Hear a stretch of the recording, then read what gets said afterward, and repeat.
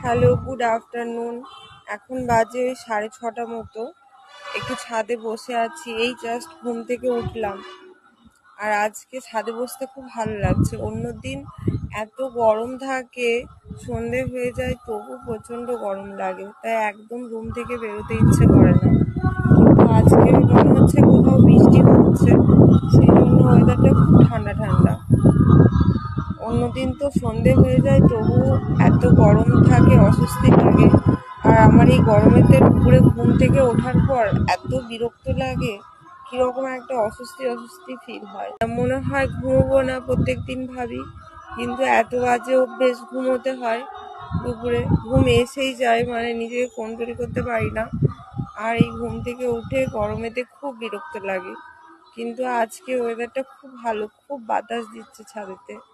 আর আমি এই যে ছাদে বসে বসে, আমাদের বাড়ি থেকে রাস্তাটা একদম ক্লিয়ার দেখা যায়। আমি তাই রোজ বিকেলে এখানে ছাদে বসে বসে দেখতে থাকি এখানে। অন্যদিন খুব একটা ভালো লাগে না, আজকে কিন্তু খুব ভালো লাগছে। মনে হচ্ছে কোথাও বৃষ্টি হচ্ছে, তাই এত ঠান্ডা ওয়েদার।